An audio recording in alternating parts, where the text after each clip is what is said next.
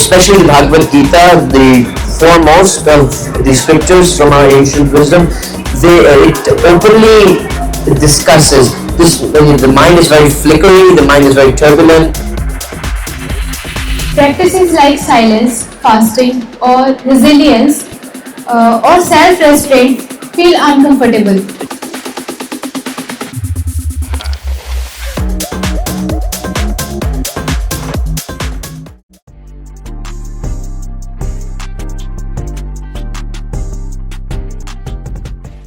Hello everyone, I am Divyanshi from the team of Pen and Paper Publication. I am your host for this interview. Today we have with us calm, spiritually grounded and wisdom-filled soul, Chaitanya Chandra. And we are going to discuss a very interesting topic, old but not outdated. So welcome Chaitanya. How are you feeling being here at the World Book Fair 2026? Once again, this is a wonderful experience.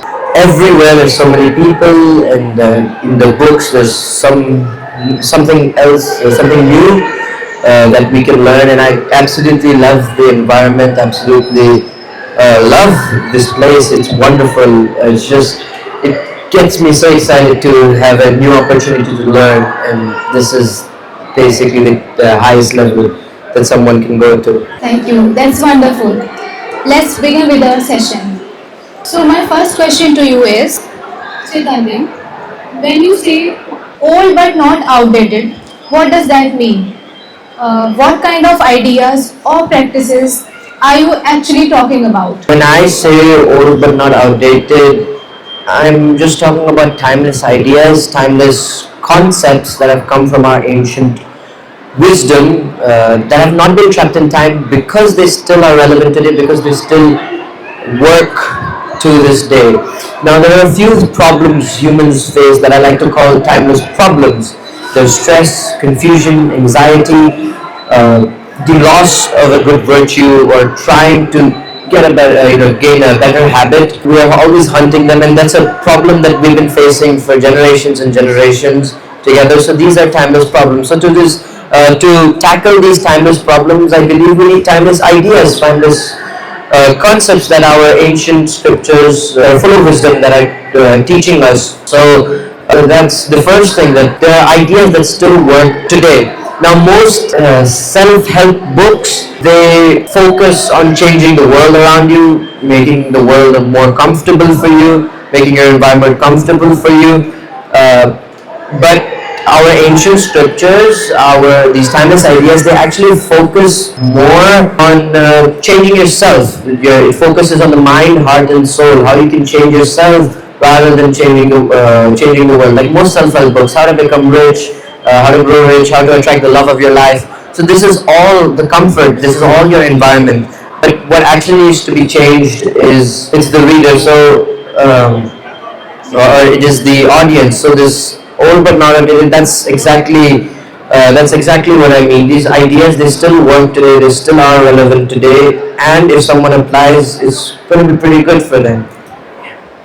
That's a wonderful answer. So, many people feel ancient practices belong only in temples or books. Is that true? No, that's not wrong, but I can understand why someone would think that is just how we evolved through generations. That's how we've come to believe. But I do not think that spirituality is confined to a specific designated area. It's not just meant to be inside a book. It's for everywhere. Actually, everywhere we go, we should bring these timeless ideas, these ancient wisdom along with us in any situation. And I would love to say that they are meant for everywhere, but I can't really say that, because these ancient wisdoms, they're actually for a place, for a location where people, they feel stress, where they feel confusion, where they feel anxiety. And one thing that I'm happy to say, that is everywhere. So these ancient wisdom, these timeless ideas, They are meant for everywhere, for everyone, for the highest amount of people we can get to understand this, the better it is. Great. So my next question is, life today moves very fast. Many people feel mentally unsettled. As per your knowledge, how can someone bring balance into daily life? Yes, the outer speed has increased. The world, it's become very fast paced, very competitive, and something I like to call cutthroat. You know, you're very competitive. You're always trying to be the best. You know, be on top of the list. And because of this, the speed that the world is revolving at and is moving at, it has become much faster than it was before. But we can't really just blame the environment, because that would be kind of like the self-help books, changing comfort, changing the environment around you. I can't blame completely on the world it has sped up. Also, our mind, it is not really trained for this, because through our ancient teachings, our idea of these timeless ideas, what we're trying to get is stability, but we also want to match the outer speed of the world, and that's a paradox. How can you be stable? How can you be at one place while moving super fast? So our mind is not really trained. It's not really trained, at least not enough, to match the outer speed of the world. Now, these timeless ideas, they teach you the stability. Especially the Bhagavad Gita, the foremost of the scriptures from our ancient wisdom, it openly discusses this. The mind is very flickery, the mind is very turbulent, extremely curious, we can say. It always wants to learn more, and tries to absorb as much information as possible at any given moment. So that the thing is there, and that doesn't really allow us to get the stability. We might be able to move with the speed of the world, but we're not really able to get the stability. So the Bhagavad Gita discusses this, but it also gives us an idea. It also gives us a way to solve our problems by discipline, self-restraint, and other such characteristics and virtues. So yes, that's the answer to your question. Thank you. I 100% agree with your answer. So, if you had to explain discipline in one simple line, how would you describe it? Discipline is choosing long-term peace over short-term pleasure. We have already discussed. This, that sense gratification. We're always trying to please our senses. At any time, but when you actually have this self-restraint, it really helps. It allows you to focus more on the outcome that you want to reach, because you always have to sacrifice something, and that is what I would say is discipline. Something better for you in the long run, something that can make you happy. There are two things: pleasure, and then there's happy. Pleasure is very short term, where you're able to please yourself, but then there's happiness, something eternal, something you feel at every moment. Yeah. Totally relate to you. So, habits like waking up early or following a routine feel old fashioned. Are these really beneficial? How do they affect the body and the mind?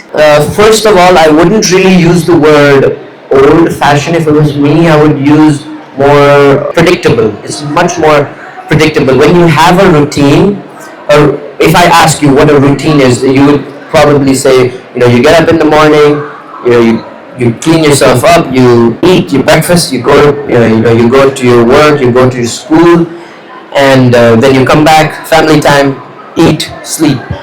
That's what usually routine would be. But I define it differently, and our ancient scriptures, they define it differently. Routine is taken as a tool. It is taken as a tool for the goal, the vision that you have. You base your entire day on that vision because you really want to work towards it. So that's what I would say routine is. Now, coming back to the predictable part, in this world we celebrate flexibility. It's a blessing. If someone asks you, it might be even a blessing that I can go to, I can go to the office when I want, and I can stay home and work from home when I want. So that's like taken as a benediction. But really, this predictability, getting into a routine, it really just calms your mind. It's that's that we're always in survival mode. When we don't have a routine, we're always in a survival mode, whether like in a fight or flight to response. We're always alert, and that really increases the load on the brain, because it's just an unnecessary process that's just taking space that can be used for a much better thing, to work towards your goal. So that's one thing that when everything is predictable, your mind, it relaxes. It frees up space, and it allows you to think more. From this survival mode, it brings you to calmness and peace. And if you continue treading along that path, it will eventually bring happiness. It will eventually allow you to reach to your goal. Yeah. Perfect. So my next question is, practices like silence, fasting, or resilience, or self-restraint feel uncomfortable. How can someone understand the purpose of these practices? These practices that you have mentioned, silence, fasting, and self-restraint, right? These three, they were celebrated. They were, they were an integral part of our life.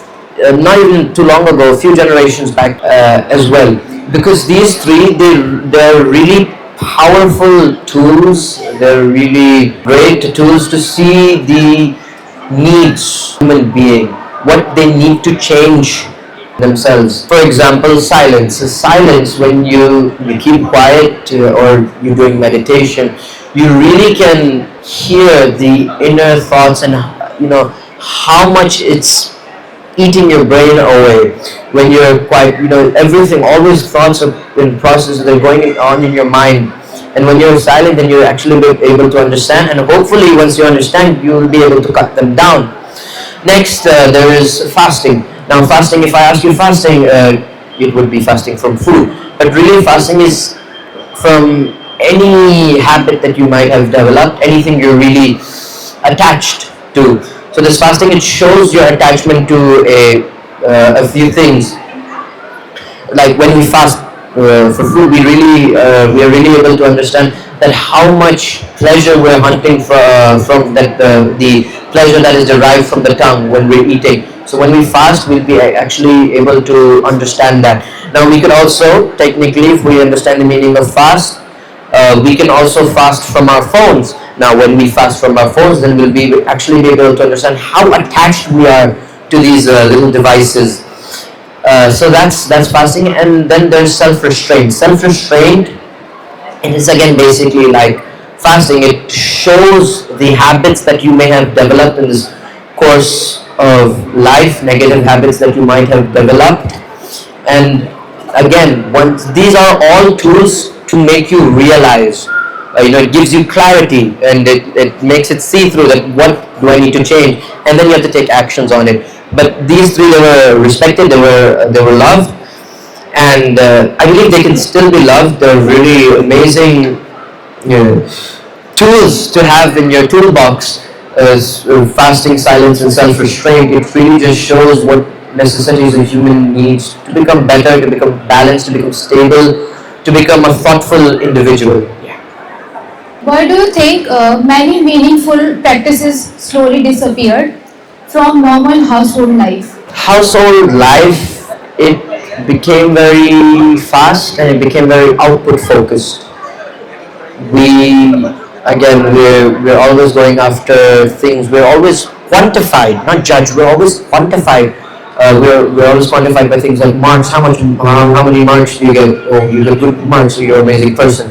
Things like that: marks, money, fame, popularity, influence. We're always quantified by these things, and from the outside, it slowly started bleeding into our homes. It started coming into our household life, and now kids, they're running after marks. The parents, they're running after money, after fame, popularity, influence, Even the kids nowadays, they're doing the same. We're always running after these things that don't really hold a importance in the long run, because at the end of the day, at one point of time, you will lose your marks. The money won't matter anymore. The influence, the popularity won't matter anymore. So back to the topic, the household, they became more output focused. So they tried to squeeze as much of ways to gain these things that might sound pleasurable to the ear. They tried all their best, and they tried to squeeze as many things. So now you come from school for like 7 8 hours, and then you go to tuition 2 more hours. Now, where's the family time in that? Where is the time where you can actually grow as a person, and grow who we are, not just what we have? So because of this, these timeless ideas, these concepts, they were squeezed out basically, and it's not like these, they don't work anymore. It's actually just became more output focused, and in that rush, we had to take out something, and unfortunately, it happened to be these timeless ideas, just so we can squeeze in more, just so we can become better. Totally understood. So, why do you think many kids and even adults today feel awkward about respecting elders or teachers? It's awkward because in this world we have been in a battle, in a war for equality. It's something that's still going on. It was going on for a long time, and many exemplary characters, many people that are loved across the world, they were fighting for equality. But it's a great thing, equality, but I do see one defect in that. In that place that I'm as good as you, you know better than me. In that rush, even the quality reverence, that quality respect, it also got lost. In that. Now it's not just equality; it's also that feeling that once you listen from an elder, or you listen from a teacher, you're belittled. You are somewhat smaller than them. You're little than them, and that our ego, it stops us from that. So because we want to avoid that feeling of feeling little, we also block out the actual learnings that we can get, and that's why the learning actually becomes shallow. We don't learn as much as we could if we had respect just a few years back. And there's a subtle science behind respect. Once you give respect, you just automatically become more submissive. You become more eager to learn, more eager to listen. And once you give respect, the person that is teaching you, he or she also feels, they also feel a great, a great feeling. There's an automatic feeling that they want to teach you more, so you can learn better. And once you give this respect, with the combination, you become more submissive, and they are more eager to teach you. It really just increases the learning by a long shot. So that's something about respect, and why people, they don't want to do it anymore. They don't want to offer respect to anyone. It's because it became normal at a point, because we just lost so much of it. It became normal, and now it's actually coming back. We're actually trying to bring that balance back. Yeah. Wonderfully answered. So, earlier, simple living felt natural. Today, identity often comes from showing success. How has that shift affected with self worth? Self worth nowadays is focused, and it is shown, and by the image that we put out to the world, the image where we show that I'm so successful, and I'm living the happiest life. So once that self-worth, it relies, it depends on the image, there's no place to explore, there's no place to be curious, there's no place to be happy, because you're always in that survival mode. You're always trying to be better than your friend, your neighbor, or whoever you've made your you become a competitor with, you're always trying to overcome them. You're always trying to be the bigger person. So that really affects self-worth. It actually makes self-worth very cheap. Your self-worth before, it would be what kind of person you are, the character, the humility, the integrity, the sincerity, the compassion, the love, the kindness, all these beautiful things. That was what would define you. But now we let our image define us, and we're always in a competition. We're always in a hurry to show the world that we're better than who we actually are, and this doesn't really let us live a happy life. Now, let's talk about a few thousand years back, or even a few generations back. People used to live simply. They used to, live. When I say imagine a village from 100 years back, you always imagine the mud houses with the straw roofs, and peaceful and a happy life. That's what you would associate this village life with. Now, I'm not saying to go barbaric and live like that, but that's the idea. Even if you live simply, there is no competition, and because you don't want to be better than someone else, there's always a satisfaction with what you have. There's always this inner peace. You have covered up that wound, that war that you're going on within yourself, because you're trying to be better than someone else.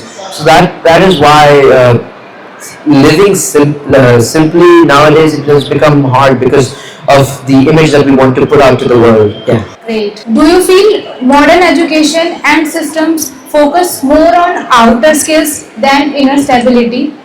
How does that show up in daily life? Yes, modern education, the modern education system, it focuses a lot on the outer achievements. It makes everything a competition. You always, like I said, you always have to be better than someone else. And here again, we're being quantified. We're always focusing on the outside. We're never actually having a moment in school. When you're in school, you don't really get a moment to go ahead and get some self-reflection done, where you can just sit, where you can basically meditate and think what are the actual necessities of life. And this may sound very, very extremely whimsical to do in a school, but this used to happen. This was respected. This type of schooling system was there, and it's still here. It's actually, there are more schools coming up. We're actually reversing all the damage that has been done, and now that is happening. And now in these schools, we're always told about the marks, get better marks. We're always being pushed to be someone, or to do something that we are, someone who we are not, or something we don't know how to do. But if we add this spirituality, if we add this timeless ideas, if we start adding to who a person becomes, these talents, these things that we're actually focusing on, that will become better. Because talents and success, they're actually very external. They're very loud. That is exactly what attracts attention. But you will climb very fast if you have a talent. A talented person will climb very fast up the ladder, but he will fall down on his face flat, just as fast. Man, now what sustains his character of the virtues. The timeless ideas, they're actually teaching us, they're giving us methods, they're telling us about discipline, they're telling us about self-restraint. And that is what really allows your talents to be used towards a greater purpose, towards a higher purpose. Yes. Great. Being fast and busy gets rewarded today, but depth feels rare. How is this the way people think and live? Speed, like I said, outer speed has increased, and we want to match. That speed under any circumstances. We not only want to match, we actually want to go faster than how fast the world is going. And now, speed does not mean perfection. It does not really mean perfection. It just means you're less thoughtful. I would say, just because you're fast doesn't mean you're good. You're less thoughtful and you're kind of robotic actually. Now, what really makes you human is the kindness that you show people, the love that you show to other individuals, to human beings, are not human beings, all living entities that are there in this world. And because we're trying to manage the speed, we often forget about this, and that's a problem that we have to look into, we have to solve. And our ancient scriptures, they target exactly that, because these are timeless problems. Humans have been facing them forever and ever. For example, the Bhagavad Gita, it is not bound, it's not time bound, it's not for a specific age, specific century, or specific millennia. It's for everyone, it's for whenever we feel that the speed has increased too much and we're not able to cope up. The Bhagavad Gita is made for them. It's all about confusion. It's all about the confusion about duty, and nowadays duty has just become being faster than everyone that is in the world, and it really affects you in the long run. You're not able to live life. You're not able to experience what curiosity means, because you're always being told what to do, what not to do, what to achieve, and in this rush, we often forget how to live as a human being. Wonderful answer. Is there one old value or habit you personally follows that keeps you grounded even today? Yes, that is consistency. That is showing up for what you have, for what you have joined. You have to always show up, even if you don't feel motivated, even if you don't feel that you need to, or you don't want to. It's not in your mood. Always show up. Consistency is key. Once you have joined something, you have to complete it, because when you join, when you join a class, for instance, there's always a goal that you want to achieve, and consistency is what actually allows you to reach to that point. Now, there's motivation, there is enthusiasm that people have. They just sign up for something out just right out of enthusiasm. But we must understand, we need enthusiasm and determination to to become consistency, to become consistent. We have to have that enthusiasm. We have to have that discipline as well. And trust me, when you show up, you can actually become 10x yourself. You can become much better than you already are, because there's always something new to learn. There's always a room for improvement. And once you show up, once you gain knowledge, you know that knowledge now and forever. And if you put it into practice, that's even better. But I think the key here, the starting point here, is consistency. If a young listener wants to start improving inner balance, where would you suggest they begin practically? First of all, start gently. Dip your toe into the water body, and then you slowly submerge yourself, so you know how cold the water is. And start gently and start with awareness. Know what you're getting yourself into. Know what you are going for, what you have signed up for, and along with that, always, we've heard since we're little, go big or go home. We are always forced to do something better, something bigger. We're always told bigger is better, the more the merrier. These things, although very whimsical they might sound, but they really are there in the subconscious mind. They're still there.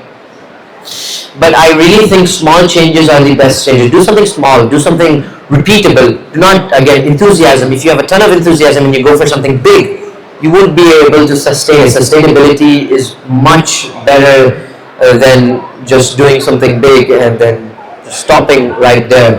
Do things that are small, do something that is repeatable, do something that, pick up the things. Even if you don't like something, there's always something new to learn, and always pick up these small habits that you may see that they are, that they're doing, and that really inspires you.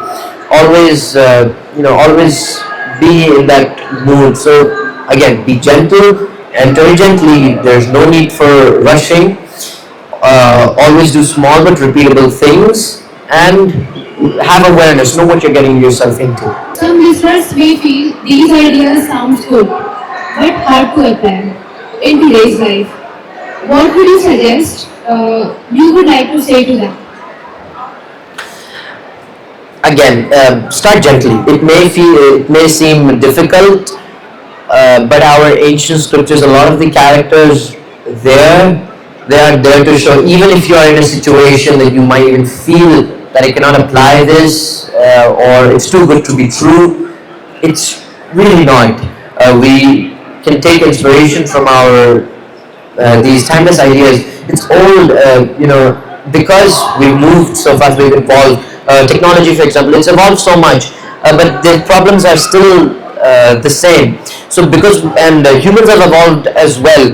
Now fast, we're fast, we're output focused, and these things they may seem old fashioned, but it does not really mean they have stopped working. Old but not outdated. It might be ancient, but it still really works. And start gently. I'm going to repeat basically the same thing. Be aware of what you are getting yourself into and apply slowly. Don't be always in a rush. Thank you. So my last question to you is, what message would you like to share with today's youth and people of your own generation? Okay, I will do this in the shortest and the simplest way I can allow myself to do. Be respectful, be kind, and most important, you do not need to be perfect. Because if anything, we learn anything from our ancient scriptures, from these timeless ideas, you do not need to be perfect. These ideas, these concepts, they require sincerity and they require a bit of love that you put, a bit of effort that you put, but never hasn't asked for perfection. So you do not need to be perfect. All you need to be sincere and be kind. Yeah. Thank you so much, Chaitanya, for answering all the questions very wonderfully. Thank you. Thank you, everyone.